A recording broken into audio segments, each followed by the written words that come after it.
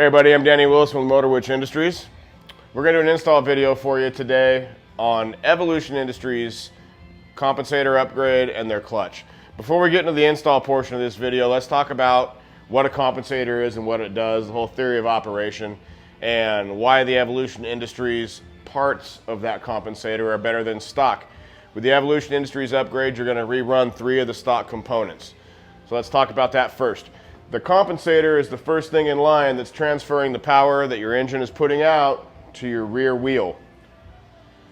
First piece that we're going to reuse from the factory setup is this coupler right here. It is splined on the inner and the outer diameter. It's got some holes in here. I don't know if you can see them on the camera. Those are for lubrication to keep the heat down and the friction low. The output shaft of your crank is splined. This is going to slide over. You're going to line those splines up. Get that on there. The last 2 pieces that we're going to rerun from the stock setup are right here. So we've got this component, which your primary chain is going to ride on. This is what's driving the power from the engine to the clutch basket. Your primary chain lays up on this drive here. You've got these 3 windows. That's where your compensator ramp is going to go, and that is what is compensating for the power output. We'll talk about that here in a second. The last of the 3 pieces is this little coupler here. Again, you've got oiling holes here to keep everything lubricated. You're splined on the inner diameter, so this is going to lay over the end of the crank and attach all of this so it can transfer the power. First Evolution Industries component we're going to use is called a Black Ops grabber compensator ramp assembly. This is made out of better material than the stock part, so we're already ahead of the game as it relates to that. If you look at these parts next to each other, they don't look vastly different, but they are. Evolution Industries cuts these on a 4-axis CNC mill, and they have their own proprietary heat treating process. So this is going to be stronger and a tighter tolerance in every way than the OEM component. One of the things that really matters as it relates to that is these splines inside here are cut much more precise than the OEM, so you don't have as much opportunity for this part to move on that coupler that we discussed earlier. The next thing in line here is going to be this spring pack. This is called a Racer's Edge diaphragm spring pack. The springs themselves are thicker and they're much more concentric on the opening here. So what that gives you is a tighter fit on that coupler, again, that we discussed earlier. Having that tighter fit and the thicker springs applies more pressure to the entire assembly as a whole, and it cuts down on the noise. So you're going to get better performance with far less noise. The last piece here is this bolt. This is the bolt that attaches everything to the crank. The inner diameter of the crank is threaded. This bolt screws into it. This is a stretch fastener that's torque to yield. So it's a single use fastener. If you look in your service manual, it's going to tell you that you use it one time and throw it away. Evolution Industries just put out 1 part number that gets you all 3 of these components, so that's great. You order 1 part and you get everything you need. Real quick, let's talk about what a compensator is and what it does. In the bike, you've got your chain around here. This is how it would sit assembled. The point of the compensator is to absorb the shock of rapid acceleration and decel. So essentially what's happening here is when you apply force either direction, this is camming. What that's doing is taking the initial shock of what you're doing and it's absorbing all of it. It's going to give you a smoother power delivery. If you do a delete on the compensator and you just direct drive everything, what happens is that shock ultimately has to go somewhere, and in the case of a Harley, the next thing in line is the clutch hub bearing. So you end up doing clutch hub bearings every 5,000 to 10,000 miles. I typically, with customers at the shop, don't suggest doing a delete. I suggest upgrading the compensator. Next thing we're going to talk about is this clutch assembly. It's an Evolution Industries clutch. This has been in the motorcycle and run, which is why it's got some fluid on it. But this is basically how the clutch arrives. So the competitive products on the market, you end up having to buy a basket and a hub, and then you got to buy an OEM bearing. You got to put it all together. You got to cannibalize the ring gear. Evolution Industries sends you a clutch. So you really don't have to do much except soak the plates and install it. This is a far superior clutch to stock. Let's talk about why. The basket is made out of 70-75 aluminum forgings, so it is far superior in the strength department to anything else on the market. The basket itself is riveted to the steel drive gears, so you don't have any issues with bolts that can possibly come loose and fail. And you've got different spring options to accommodate the amount of power you're producing. So these ship in a standard format with a spring that is blue in these towers here. Blue springs are a medium strength, the red springs are high strength. So you can do all blue, you can do all red, or a combination of the two, which is the most common setup we do here at the shop. So you go red, blue, red, blue, red, blue. That gives you the ability to meter how much pressure you've got on the lever, but also apply enough pressure to the pack to give you proper power delivery so you don't have any clutch slippage. Couple footnotes with this clutch that I want to discuss real quickly. If you have adjustable levers because you want the lever to sit closer to the handlebar itself, 99% of those won't work with this. This clutch is so precise that you need the correct amount of distance between the lever and the handlebar to get the travel correct.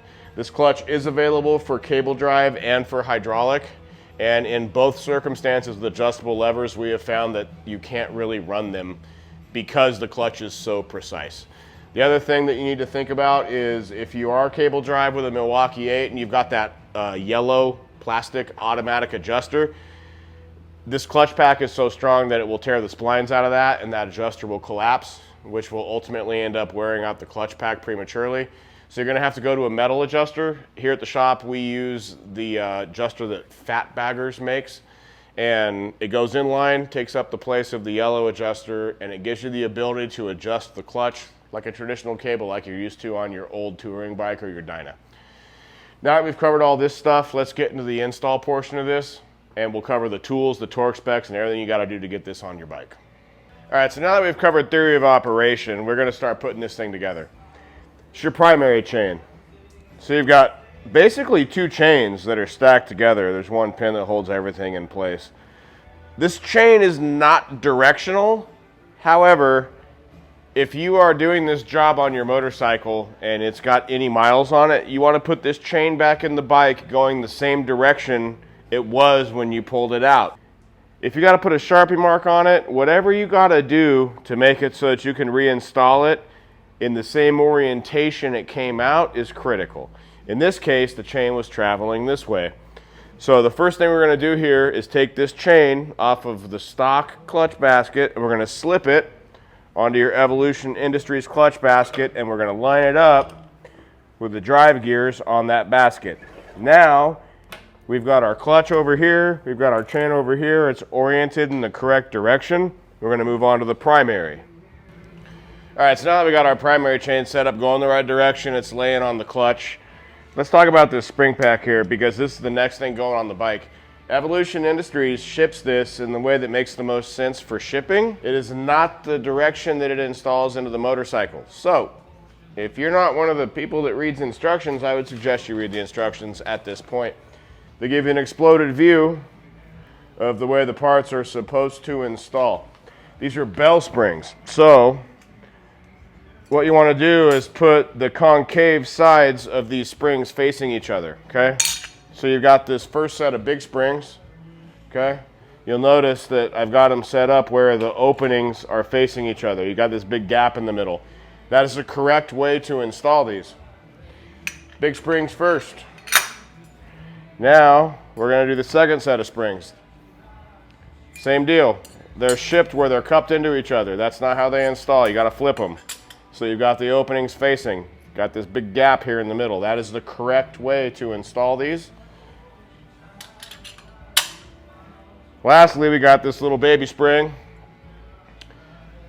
Counterintuitively, you're going to install it with the logo inside. You want the bell opening facing out. Now that we've got all of our springs on there, we can continue to build the rest of the compensator assembly so that we can install the clutch and the chain and all of that as one piece. All right, so now we got the spring pack all built. The next piece that's going to go on before we install the chain and everything as an assembly is this compensator ramp, okay? So if you will look here, we're going to pull in on this. We've got the spring pack there, okay? We have this small section of spline sticking out. This ramp is going to sit onto those splines, push up against it. At this point, we are going to take the last two pieces of the OEM assembly and we are going to slip them into the primary chain that is already laying on the clutch. Okay? Now we are going to take this as an assembly, install it onto the main shaft of the transmission and onto the crank. As previously mentioned, this clutch was already running in the bike. So when you get these from Revolution Industries, obviously they're dry, right? So you have to soak your clutch plates in an appropriate primary fluid. Evolution Industries recommends that you do not use traditional primary fluid. So you're going to use an ATF style fluid. You can use anything from the auto parts store. Really any brand will work. We've tried a bunch. B&M Trick Shift is kind of what we stick with. But there's lots of other options out there that work, okay? So more than likely, if you're installing a brand new clutch, you will have pulled all of the plates out of this clutch pack before you're installing. So we're going to act as if this was a brand new clutch, okay? We're going to turn it over, we're going to dump all of the plates out of it. And then we're going to take our clutch assembly that you can see here. So here's our hub, basket. We're going to take this as an assembly and we're going to lay it back into the primary chain with the direction on the chain being correct. And this is what we're going to install. Before we get to that, I want to talk about these plates real quick. If you're putting the clutch in and it's brand new, you are going to need to tear this down and you're going to want to soak these friction plates in your appropriate transmission fluid. It needs to be ATF, as previously discussed. If you look at this, you will notice that all of the steels are the same size with the exception of one single plate. That one single plate goes up against the pressure plate. So this is the farthest outboard plate in your stack. That matters. So when you're assembling this clutch, make sure with the steel plates that the thickest steel plate is the farthest outboard that is up against your pressure plate. Now, we're going to grab the clutch and the compensator as an assembly like this. We're going to start feeding the clutch onto the transmission main shaft, get the splines lined up. We're going to pick the chain up here in the middle so it doesn't hit the inner primary and interfere. We've got to turn this piece because it is splined, get the splines to line up. Once we get the splines to line up, we can walk the clutch down, we can walk this down. At this point, everything is installed as it should be, and now we can start putting the bolt and the clutch hub nut on here. All right, so now we've got everything on the bike, okay? Up until now, we haven't really had to deal with any special tools or anything like that. So let's talk about the tools that it takes to not only take this apart, but put it back together, okay? When we started on this project here, I had already torn the bike down because it was here for a bunch of other work. So in the process of getting down to here to where we could do this work, we removed the primary cover. Obviously, we drained the fluid. And then we removed the left foot controls. And I removed the kickstand just to make it easier and put a center jack under it. You don't have to do that, but it does make your life a lot easier if you're going to be doing this job yourself. So now that we're here, we're going to put it back together, right? So we've got a couple tools that you may or may not have in your tool arsenal. The bolt for the compensator is a Torx 70, okay? So if you don't have one of those, you're going to have to go buy one, rent one, borrow one from your buddy, whatever. That's a Torx 70. The nut on the compensator is metric, believe it or not. It is a 30 millimeter. It's kind of an oddball size. So you're going to have a 30 millimeter socket to do that. This is also reverse thread. So keep that in mind when you're torquing this down. Left is tight. This is not a lefty-loosey bolt. This is a reverse thread bolt. The compensator is standard thread. So you reverse thread on the clutch hub nut, your standard thread on the front. The first thing that we are going to torque is this compensator. Having this torqued will prevent, by this being torqued, the clutch basket wanting to move. So it pulls that out of play for you. So the first thing you're going to want to torque is this. As discussed, we're going to put some thread locker on here, some red. It doesn't take a ton. Put a little bit on there, run it around with your finger. When you've got it set up, you can start to put it together. As you torque this down, this spring pack behind here that we were talking about earlier, that's thicker than stock, stronger, heat treated, all that good stuff, that's going to start compressing and shoring down. Because if you look at it right now, your chain's not straight. Your chain's not straight because this has not sucked down. There are some other products on the market that want you to measure your chain clearance and all that stuff to make sure that your chain's tracking straight. This is set up to all work without having to do all that. So when you torque this down and it compresses everything, you're automatically going to be in spec. So we're going to take our Torque 70 socket, put it on a 1/2 inch drive ratchet. We're going to start running this down until it gets tight. And as we do that, you can see that the entire assembly is sucking down into the engine. And now we've gotten to where it's wanting to drive the powertrain backwards, okay? This is the point at which we're going to lock it off. The correct way to do it is to use a block-off plate. This plate will go between the teeth and keep everything from moving. There are special tools which are made specifically for doing this. That special tool is literally just a plate of steel that's been ground to the correct length, which is what this is, which I did myself. So this isn't really a special tool, I made this. So if you can just get some strap steel and measure it, you can cut your own special tool, okay? So this is gonna go in here and lock up inside the teeth so that as we tighten it, it's not gonna wanna fall out, okay? So now we're loaded, right? We're gonna get a good snug on it. Then we're gonna switch over to our torque wrench. All right, so now we've run this down to where it's tight. We got our lock bar in there, okay? There are different sequences for torquing this bolt down throughout the vintages of Twin Cam and Milwaukee 8, okay? This is a 2021. All the Milwaukee 8s are the same, so we're gonna do the Milwaukee 8. You're gonna run this bolt down to 100 foot-pounds. As I mentioned before, this is a stretch fastener, okay?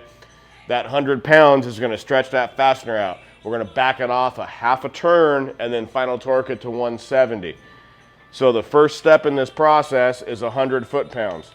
I've got my torque wrench set to 100 foot-pounds.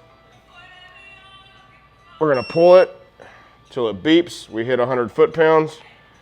Now we got to back it off 1/2 turn. In doing so, it is going to unload this bar. Okay, so the bar is going to fall out. We got to reclock the bar to lock it going the other direction and back it off. The nice thing about these Evolution Industries bolts, they have a logo on them, so you can use that logo to reference when you hit a 1/2 turn.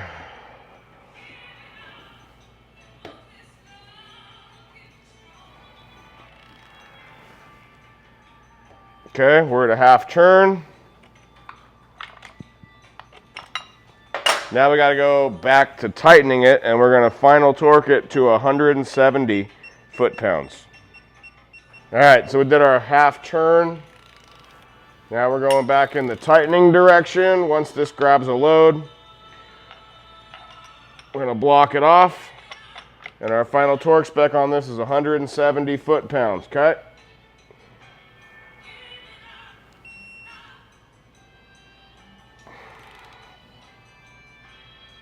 All right, so now this is final, okay? We're gonna move on at this point to the clutch hub, which requires a special tool. All right, we got our compensator all dialed in, that's finalized. By doing that first, we have set it up to where the clutch basket cannot move, okay?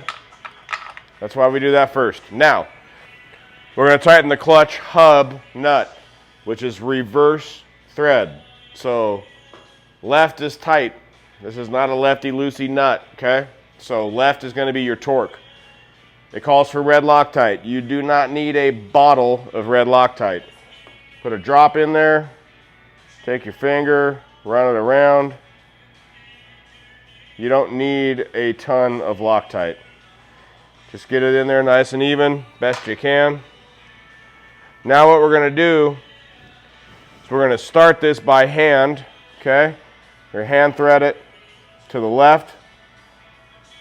That's going to start running it down. We're going to take our 30mm socket and we are going to run it down as far as we can by hand, okay? Once we get this lightly seated, we'll switch over to a torque wrench with the locking tool. All right, we're lightly seated, okay? Evolution Industries makes a really cool tool for tightening clutch hub nuts. It's this back plate here that fits in pretty much all of the clutch baskets. It's got these teeth on it here. Those lock into the basket. It's got these two dowels. It's got modular plates. Those different plates work with different vintages of Harley and aftermarket clutches, okay? I have the appropriate plate on here for a Milwaukee 8, which is also the same for a very late model twin cam, okay? Now, we're gonna get down here, we're gonna line up this back plate with the clutch basket, and then we are going to move around until this outside metal plate lines up with the hub. We're going to drive the whole thing in. At this point, the clutch hub is locked off to the clutch basket. Again, we are torquing it to the left, so you're going to want to preload it against the dowels to the left, okay? Now that we are here, there's a special thing I want to point out. If you're an impact wrench kind of person, do not use an impact right now. The torque spec on the clutch hub nut is 70 to 80 foot-pounds. I have a thing for 9s, so I always torque these to 72 foot-pounds, but I'm a weirdo. So 70 to 80 is the spread on this. If you use a strong impact wrench on here with this locking tool in here, you will snap the end of the main shaft off. I've had bikes come in where customers did that, trying to do it themselves because they didn't have a locking tool. If you've got a high quality, heavy duty half-inch drive impact, you will rip the end of that main shaft off. It's threaded on the OD, but it's a hollow main shaft, so it will snap off if you overrun it, okay? I got my torque wrench set to 72 foot-pounds, which is in spec. 70 to 80 is from the factory service manual. We are going to set it to the off direction because we're reverse thread. We're going to run it down to 72. All right, so we got the compensator torqued, we got the clutch torqued. Now we're ready to build it. So again, this was run already. If it wasn't, you would be pulling it out of a bath of fluid. These are already pre-soaked. They've been run for a few thousand miles, so we're just going to assemble it. So the first thing going in is a steel plate. And it's steel friction all the way out.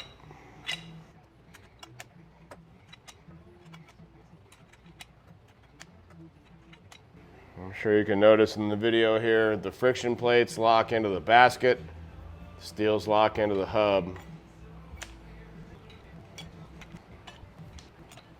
We're down to our last plate, which, as I discussed earlier, is the thickest of the steels. That's going to sit in there. That's our last plate. Now we're going to get ready to put the pressure plate and the springs in. We're going to put our pressure plate on. One nice thing about Evolution clutches that not all the other clutch manufacturers do, if the towers line up for the springs, it'll go on. Some of the other manufacturers and even the OEM, there's other teeth, everything's got to line up. It's kind of a mess getting everything to line up the way it's supposed to. So these, they just slip on, they're good. Now, as discussed earlier, we have different spring rates. The reds are heavy, the blues are standard or medium. This setup, this engine, when we get it all tuned, is probably going to be in the mid 160s. So we're going to do a combination. We're going to do every other spring. So we're going to go red, blue, all the way around. So we are going to start these.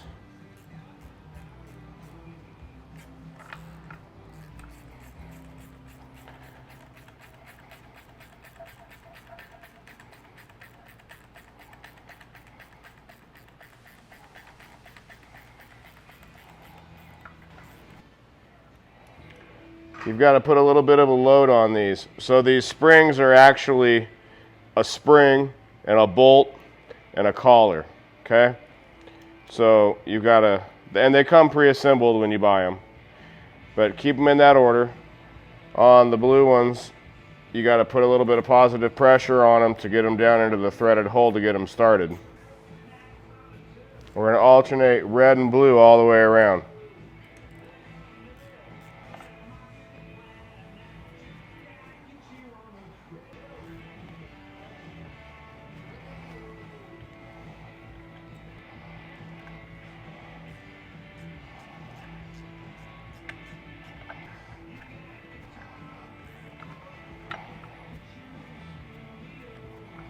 All right, so we're gonna go through, get those torqued, and then we're gonna get onto the primary chain adjuster.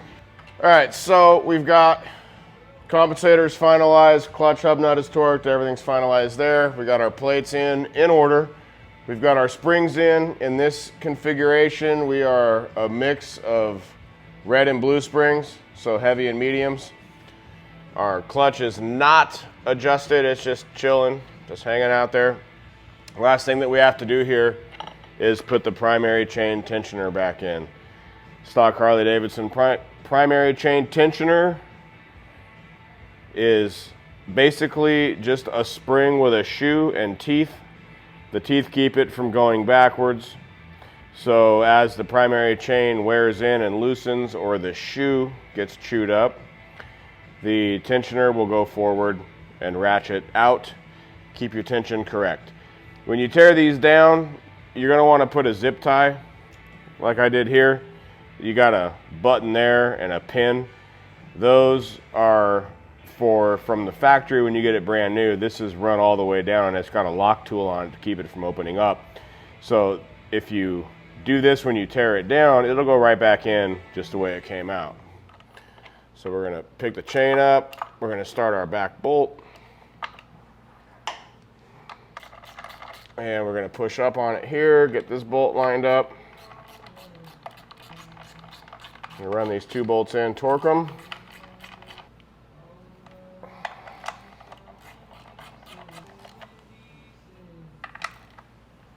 At this point, we'll pull that off. That loosens that up. Our primary chain tension is in spec. At this point, you are essentially done with this install, okay? All you have to do is put your primary cover back on and torque all that down. One tech tip I do want to mention, if you're doing this at home and you're not familiar with this project, you've got this flat right here. There's a gasket that goes there called a tower gasket. It's got adhesive on the backside. It's literally just a gasket that looks like an O. And it sits on this flush right here that's machined off. Typically, when you pull your outer primary cover off, you're going to want to replace this every time because they want to leak. And if you don't replace them, they're going to leak through this shift shaft area here. And you're going to want to sort that out before you put it back together. So if you're doing this at home, please do yourself a favor. Buy one of these tower gaskets from your local Harley dealer. It's got adhesive on the backside. It slips right over that shift shaft. It'll stick onto that. Your primary cover is going to go on. You adjust your clutch to the factory spec through the derby cover. If you're hydraulic, there is no adjustment. And at that point, you're going to throw fluid in it and you can ride your motorcycle. If you have any questions, please feel free to DM or email us here at Motor Witch Industries, or you can also contact tech support at Evolution Industries. I hope this video has been helpful and I hope you have a great time with your motorcycle.